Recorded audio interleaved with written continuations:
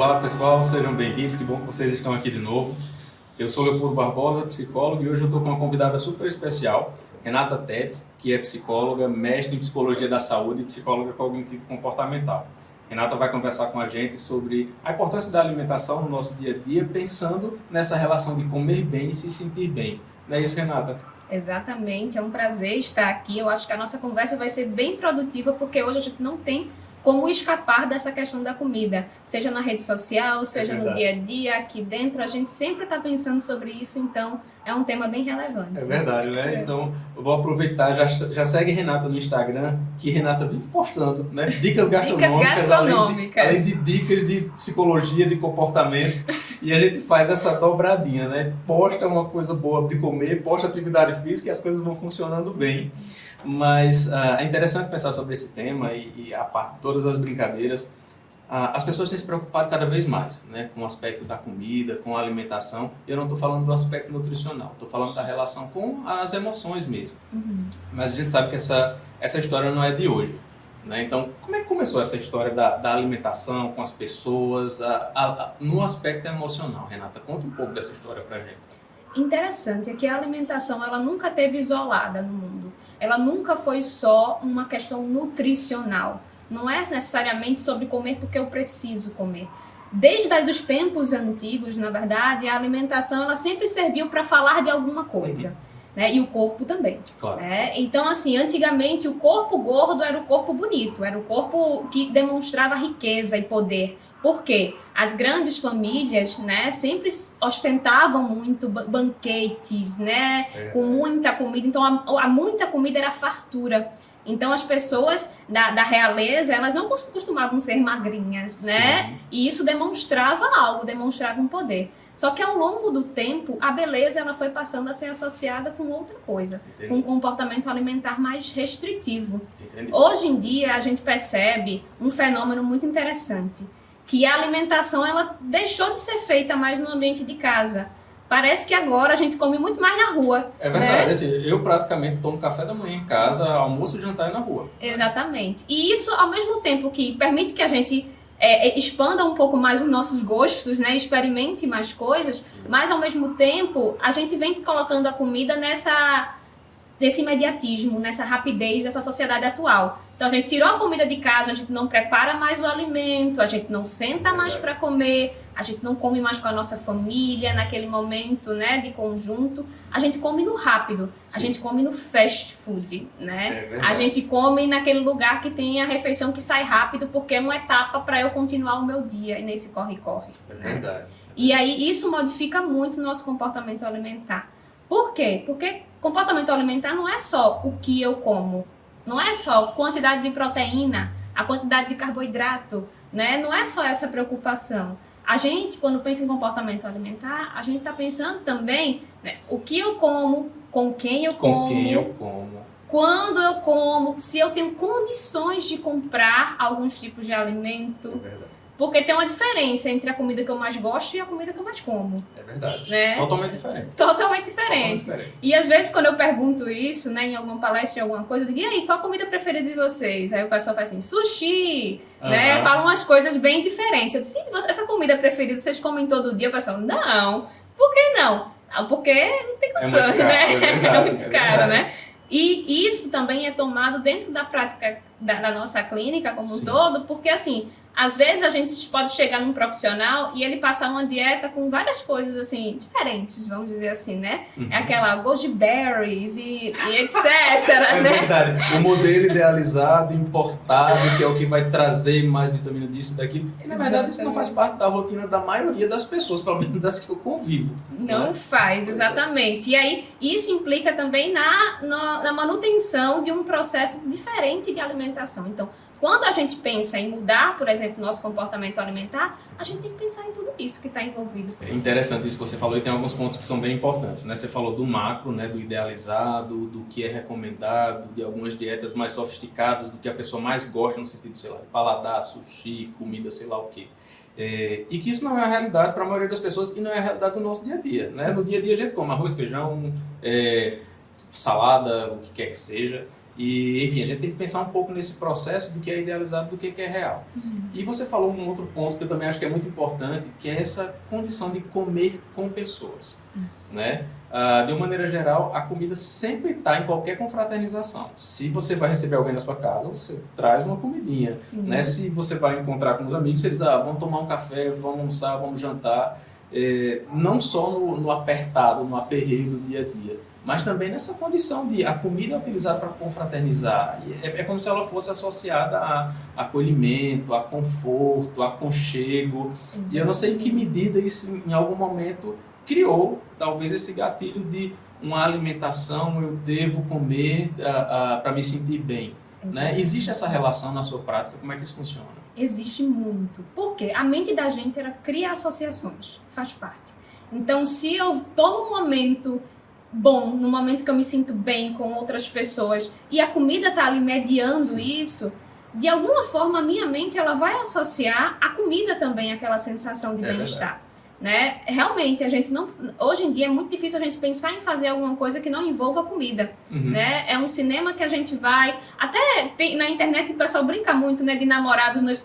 E aí, a gente vai pra onde? Ou a gente vai pra onde? A gente vai comer o quê? Vai comer o quê? A gente vai comer o quê? E isso já é fruto de vários conflitos de relacionamento por aí, por não saber decidir essas coisas. Mas, assim, é muito importante porque a mente da gente ela vai associando.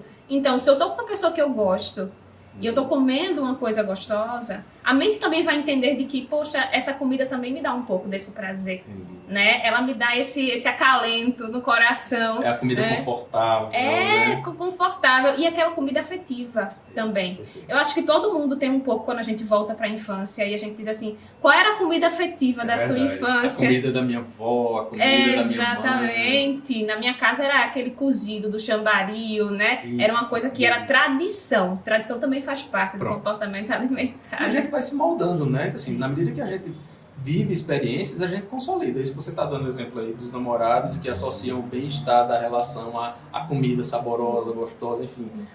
E tem esse outro ponto, né? Assim, do fast, do rápido, do que é possível. E acho que é o outro contraponto. Não ter tempo para comer e achar que a comida rápida é a melhor comida. E eu não sei se é bem assim. E aí, se por um lado tem esse movimento da comida afetiva, que relembra todas essas memórias que associam a comer determinadas comidas, tem do outro lado o não ter tempo para comer, a falta de tempo mesmo pela dinâmica do trabalho, pela dinâmica da vida corrida, e às vezes começar a associar que esse tipo de comida é a comida que vai ser possível naquele momento. Né? Então eu não vou fazer a comida, eu vou comer um sanduíche, eu vou pedir um iFood, eu vou pedir uma comida que vai entregar em casa. Que isso tem se popularizado muito. Então a gente não vai no fast food só no shopping. Você pode pedir um fast food em casa. Né? Então esse contexto de hábitos que vai sendo construído tem uma série de representações que são associadas à rotina de cada um. Né? Então eu queria entender um pouco, se você puder falar na sua prática, quando é que a alimentação começa a virar um problema? Né? Porque tá tudo bem comer comida confortável, comida gostosa, a gente come essas coisas e precisa comer essas coisas. Tá tudo certo você comer um hambúrguer, batata frita, tá tudo certo você comer salada, você comer Goldberry, comer salmão, o que quer que seja. Mas onde é que a gente começa a identificar um problema nisso aí? Para falar disso, eu vou falar de atenção. Porque é aquele tudo ou nada. Não é o prestar atenção demais ou prestar atenção, ou não prestar atenção de jeito nenhum. Eu acho que isso fala um pouco de quando a comida começa a se tornar preocupante. Porque às vezes a gente começa a prestar muita atenção no nosso comer. E aí o que acontece? A gente começa a contar muitas calorias. Então eu comi um bombom, quantas calorias será que esse bombom tem? Será que isso vai me fazer mal? Será que isso vai estragar minha dieta? E a gente começa a, como a gente diz popularmente, noiar com a comida. Exatamente. Né? A gente fica noiado com a comida. Momento. O que eu tô comendo? Eu comi demais. Então tenho que compensar com a atividade física. Exatamente. Porque a gente começa a pensar, a gente começa a elaborar sentimentos daquela comida. Eu não devia ter comido isso, eu não consigo mesmo, tá vendo? Pra que eu faço dieta? Pra que eu tento fazer uma coisa? Eu não vou conseguir. E aquela dieta que começou na segunda-feira, termina na segunda-feira também. Exatamente. Né? Só que aí, essa noia que a gente tá falando, que fica no pensamento, ela vai ficando ali, ficando ali, ficando ali. Às vezes a gente nem chama e ela só vem, né? A gente come alguma coisa que não deveria ser uma coisa de pesar na mente e aquilo começa a nos aperrear mesmo o juízo naquela história. Então, quando a gente vai enrijecendo mentalmente diante de alguns alimentos, se preocupando demais com o que a gente come, criando muitos sentimentos negativos associados a momentos de refeição, aí a coisa fica preocupante. Fica preocupante. E a gente começa a pensar no quanto o radicalismo ele é prejudicial, né? Você falou aí de dietas que começam na segunda e terminam na segunda. E aí eu vejo muito desse processo de punição que as pessoas entram num ciclo de punição e chutam o balde, né? Então, eu quero emagrecer ou eu quero ter um corpo X, então eu vou começar uma dieta radical que eu vi com uma blogueira que funcionou. Eu quero aplicar na minha rotina, que eu não tenho tempo para cozinhar, que eu como fora todo o tempo, que eu estou cansado às vezes das coisas que eu tenho que cuidar de casa, limpar a casa, cuidar dos filhos, e aí eu entro num ideal de dieta que não é possível. Então, eu termino trazendo mais sofrimento. Aí a dieta extremamente radical, de mudanças radicais, ela termina não sendo possível, né? E aí isso traz muito sofrimento para as pessoas. E aí os gatilhos de compensação, né, eles terminam sendo associados a comer mais, e você também continua mantendo aquele ciclo de ansiedade e de frustração que você tinha, né? Aí os problemas eles começam a aparecer. Exatamente. Por quê? Eu me sinto mal, mas eu lembro que a comida pode me dar um prazer. Aí eu como, mas aí eu me sinto mal porque eu comi, né? Isso. E aí eu fico nesse ciclo novamente. A gente chama da roda do hamster, né? Porque você fica rodando e não sai do lugar. E não sai do lugar. Isso. E aí, às vezes, a gente estabelece essas metas alimentares que já são frustrações pré-definidas, né? A gente já estabelece, por exemplo, agora... Eu nunca, por exemplo, comi salada na minha vida de uma forma constante, mas próxima semana, segunda-feira, é o dia oficial de começar a dieta, né? E a partir de segunda eu vou comer salada em todas as minhas refeições. E já gera uma expectativa gigantesca numa transformação de futuro. Aí o movimento da ansiedade vem com muita força. Exatamente. Tentar antecipar aquele corpo ideal que eu projetei numa dieta que vai me frustrar, que não é possível. Pronto, é praticamente um ciclo de autossabotagem dentro dessa condição, né? E, de verdade, o ciclo de autossabotagem, ele é autodeterminado. Sim, né? Não é algo que você escorrega, você já sabe que não vai funcionar e você se mantém naquele ciclo. Então tem algo errado aí que precisa ser visto. E a gente tem que entender que a gente está sobrecarregado e bombardeado desse tipo de informação em qualquer lugar, qualquer mídia. Né? A gente acessa qualquer dieta, a gente olha para uma pessoa famosa e diz, uau, eu quero ter esse corpo. Só que aquele corpo dele, ele precisou disso aqui, né? Ele precisou de muitas intervenções, ele tem muitos filtros. Isso, exatamente. Mas a gente, de toda forma, se cobra ter aquele corpo. Sim. E aí, se a gente não entender que, na verdade, a melhor representação é a representação de um hábito saudável e não necessariamente de uma concretização de um tipo de corpo, né? Que às vezes não conversa nem com o nosso corpo, porque a nossa genética não fala daquilo, né? E isso pode ser muito punitivo pra gente, né? E levar a esses comportamentos aí de autossabotagem. Renata, e o que é transtorno alimentar? Né? É essa comida problemática ou isso tem outras implicações mais sérias? Isso afeta qualquer pessoa? O transtorno alimentar, inclusive, eu acho que ele vem sendo usado, essa nomenclatura vem sendo usada de uma forma bem desenfreada por aí. Então, às vezes, quando a pessoa tem um padrão muito restritivo de alimentação e ela come uma coisa a mais, ela diz, eu tive uma compulsão alimentar. Não necessariamente a gente teve uma compulsão alimentar, né? Às vezes, o transtorno alimentar, ou ele fala de um controle exageradíssimo de um tipo de refeição, a gente tem aí a anorexia, a gente tem a bulimia, né? Com tentativas compensatórias, às vezes, de que a gente come algo e a gente precisa compensar, seja com exercício, seja com o vômito, por exemplo, no caso da bulimia, né? E a compulsão alimentar que fala de uma sensação de descontrole. A restrição extrema, né? Uma coisa de, eu tenho que ficar tantas horas sem me alimentar. Isso, exatamente. Aí é o processo adoecedor. Não é aquele pensamento que vem de vez em quando na nossa mente que diz assim, poxa, não devia ter comido isso hoje. É aquele pensamento que ele ativa vários gatilhos próprios de peso mesmo, de carga emocional, né, que me faz assumir determinados tipos de comportamentos que são prejudiciais para mim.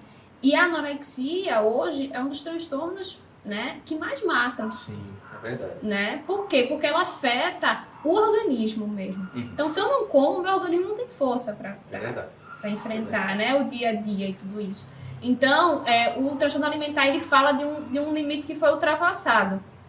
né? Quando o sofrimento ele se instaura ali naquele momento. É como se a gente visse uma graduação disso, né? Então, de repente, é um sistema de alerta, uma ansiedade associada à comida, como eu vou comer, o que eu vou fazer, e isso tende se não cuidar da maneira adequada, tende a se transformar num problema ainda maior, né? O que é que a gente faz nessas condições, Renata? E aí, eu acho que a gente tem que entender o que significa comer bem. Tá. O comer bem, eu acredito que é um comer com escolha, consciente. Certo. E eu não tô falando daquela escolha do, eu mereço. Não é aquela escolha superficial que só para eu me permitir naquele momento e depois eu me sinto culpado. Não.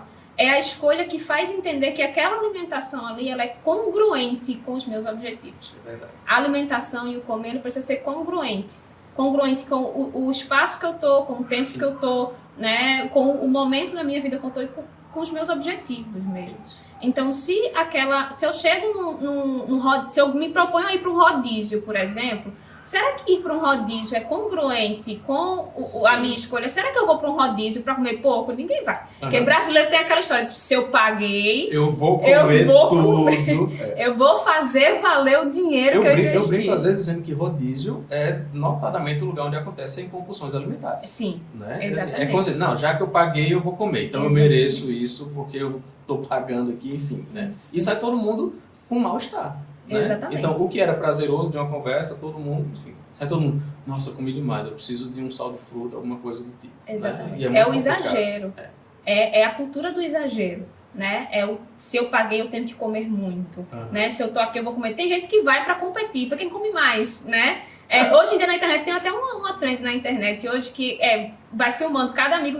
Quando você acha que você vai comer? Eu vou comer 20, nossa, eu vou comer 15, eu vou comer 30, né? E isso vira uma brincadeira, só que é uma brincadeira competitiva em torno da alimentação. E aí a nossa relação com a comida muda. Muda, né? Então a gente tem que pensar muito bem sobre o que a gente come. E entender que não é comer para outra pessoa, né? É comer para nós mesmos. Então, qual é o meu objetivo? Meu objetivo é ter uma vida saudável, meu objetivo é me sentir bem comigo mesmo, é não me sentir empachada, né? Exato. Toda vez que eu como. Desconfortável. É não ter uma diabetes, porque minha família tem, por exemplo, um histórico de diabetes ou de colesterol alto, problemas cardíacos. Então, eu quero me prevenir também. Então, se eu tenho esses objetivos, isso precisa estar sempre consciente na minha vida. E é interessante, assim, uma experiência que eu tive, e foi muito automatizado dos comportamentos que a gente tem no dia a dia. Um dia desse eu estava almoçando no lugar que eu trabalho, e aí eu estava almoçando e vendo o celular. Né? E aí passou uma colega do lado e ela disse, você não está almoçando? Eu disse, estou. E por que você está vendo o celular? Eu disse, porque eu estou adiantando uma tarefa que eu tenho. Então, veja, o próprio momento de comer é um momento que você precisa saber o que você está comendo. Né? Que volta aquele movimento. Fome e vontade de comer tem muito dessa escolha consciente. Então, eu preciso parar para almoçar. Eu tenho 15 minutos, ok, mas são 15 minutos que eu vou almoçar. Que eu não vou ficar vendo rede social, respondendo WhatsApp, que eu não vou ficar respondendo e-mail do trabalho, que a gente às vezes utiliza para ganhar tempo e termina tornando aquele momento um momento em que você, às vezes, até se excede na comida sem necessidade, porque as coisas passaram do limite e você não percebeu o que você estava comendo. Isso.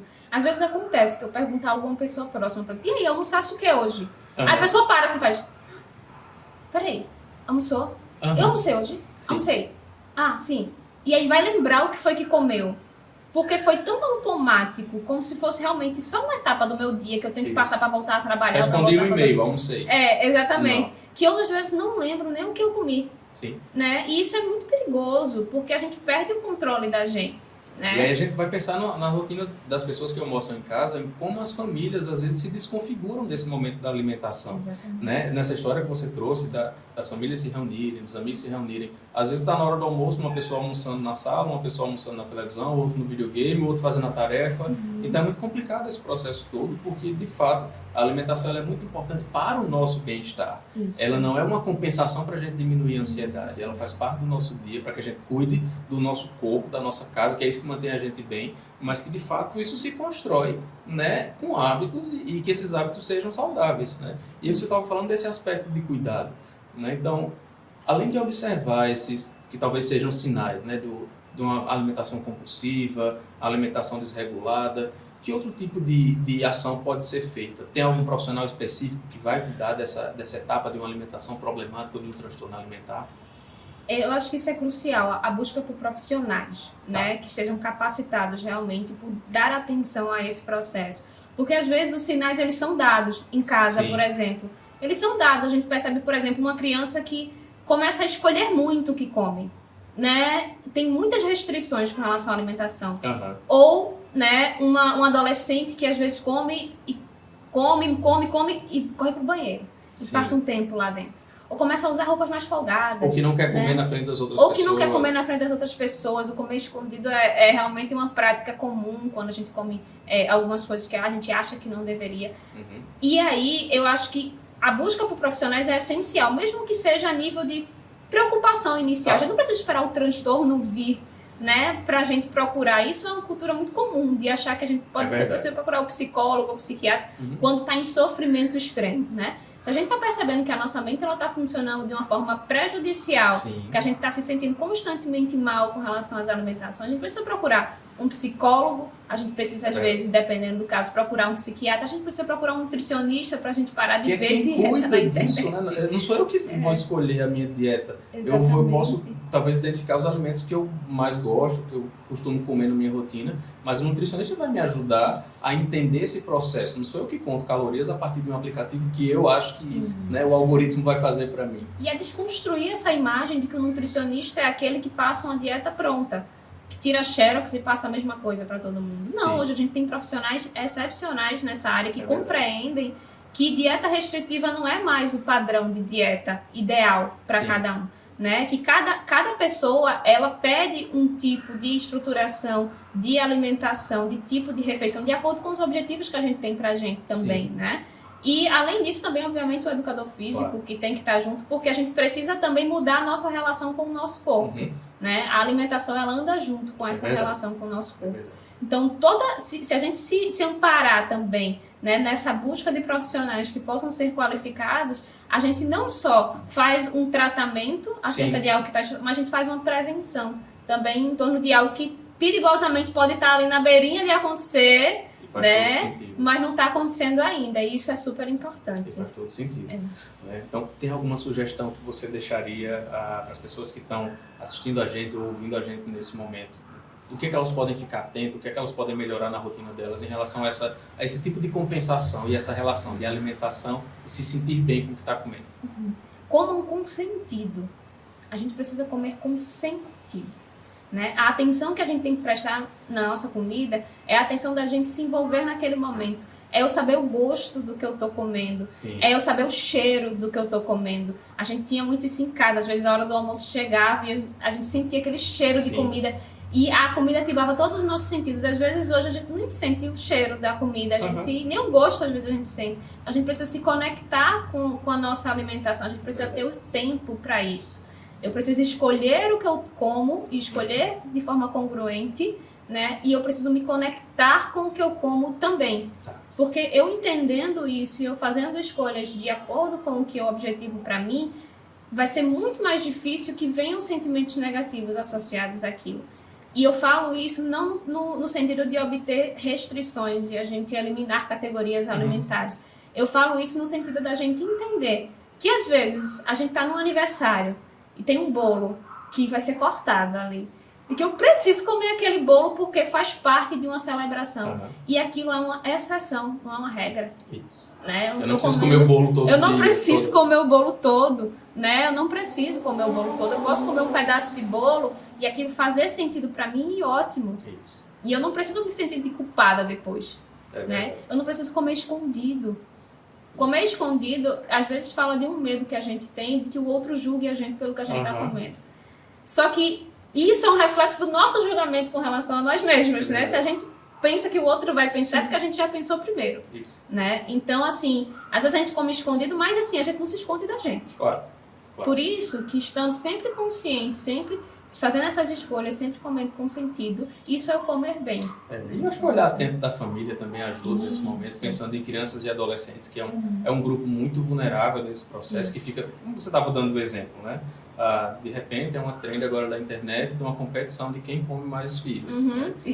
Dia desse eu vi um videozinho no Instagram que era um menininho pequeno, acho que ele tinha 3, 4 anos, né? Ele estava nitidamente acima do peso E ele estava em franco sofrimento e o vídeo sendo postado. Eu quero jantar pão. Aí a mãe, mas você não pode, você vai jantar sopa. E aí a sopa era punição para ele, né? Isso, porque exatamente. aí não existia o espaço de vamos jantar, todo mundo. Não, você vai comer a sopa porque você está acima do peso, você tem que perder peso, e a sopa é a punição e o pão seria a salvação. Isso acontece muito, principalmente com almoço e sobremesa.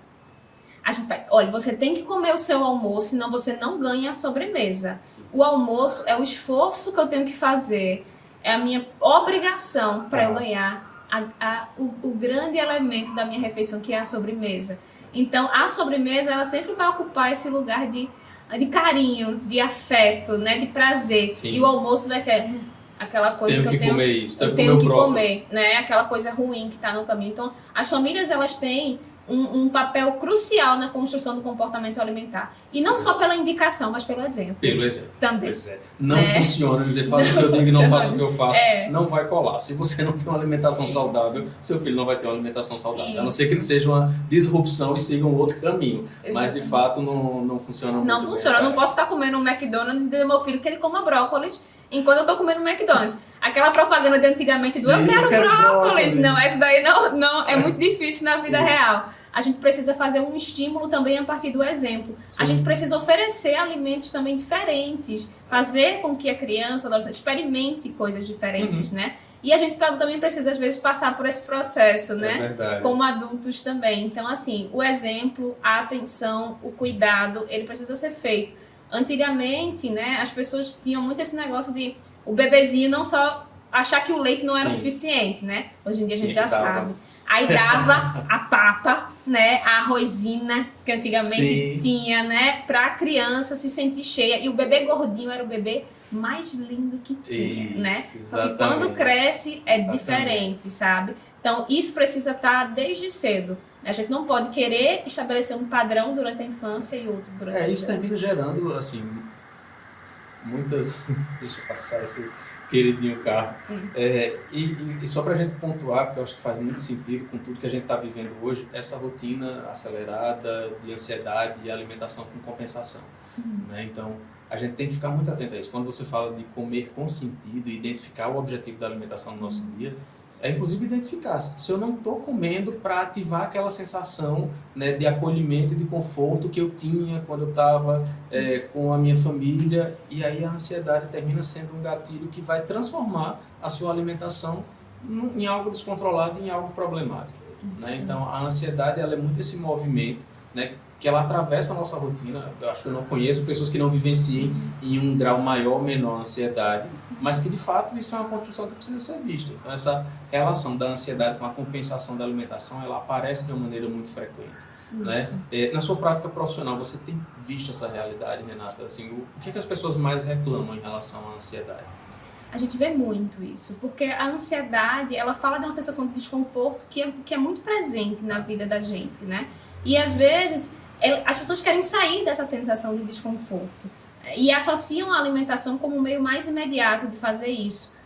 Então, não só a ansiedade, mas às vezes um processo de esgotamento, de estresse no dia a dia. É aquele momento que às vezes eu saio do trabalho de noite e eu tenho um drive-thru no meu caminho, né? Tem uma loja de conveniência tem uma lojinha no meu caminho e eu preciso de alguma coisa, assim, que vai dizer que eu mereço, né? Assim, eu mereço me sentir bem. Só que esse sentir bem está associado só à alimentação, né? Então, assim, a gente precisa repensar como é que as nossas emoções estão conversando com as nossas alimentações, sabe?